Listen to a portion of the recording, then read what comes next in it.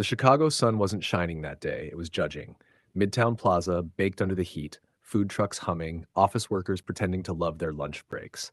And through it all walked Amira Brooks, a nurse dead on her feet after a 12-hour hospital shift, still in scrubs, badge swinging, hair messy, and heart set on getting home.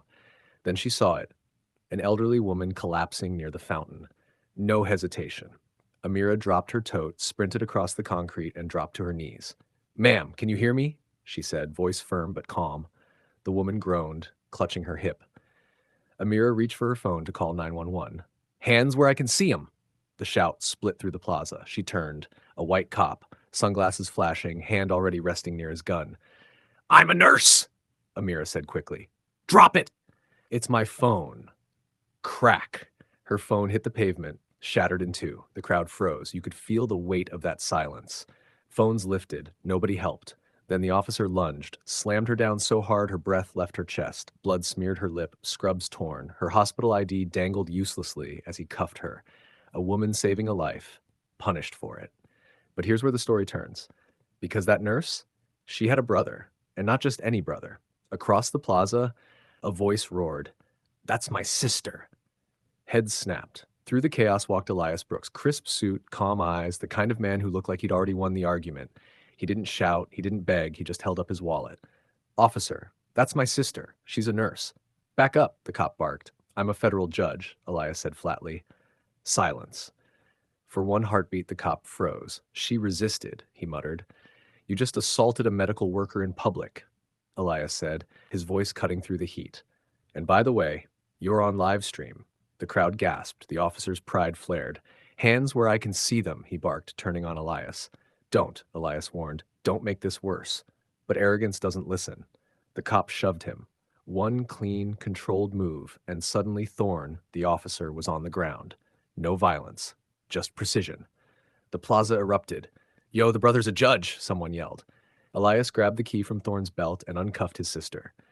"You're safe," he said softly. Her voice broke. "He didn't even ask. He just hit me." "I know," Elias said. "It's all on video. This time they'll have to see." Sirens wailed. More police. Guns drawn. Then Lieutenant Vance Black stepped out, sharp eyes, unreadable face. She read Elias's ID, blinked once, and turned to her own man.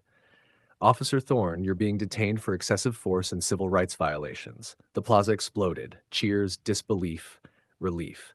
For once, the badge blinked first. But hours later, the same judge sat in a holding cell. Wrinkled suit, red marks on his wrists, no title, no robe, just another black man behind bars. Two cops at the desk whispered, pale-faced, "You think it's really him?" "It is." Silence, the kind that tastes like guilt.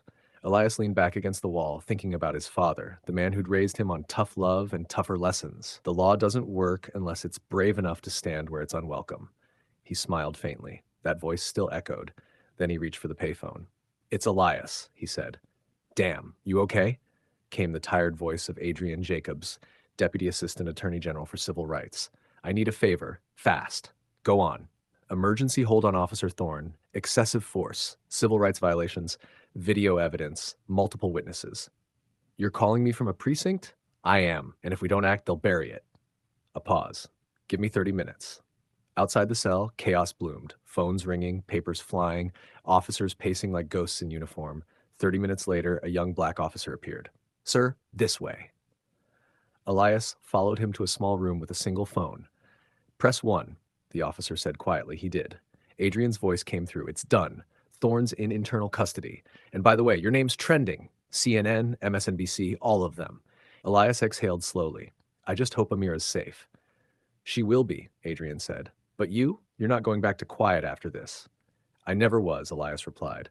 By dawn, Chicago wasn't calm. It was awake. Protesters filled the hospital lawn. Signs read, "Protect our healers and justice for Amira." The officer who cuffed her, suspended.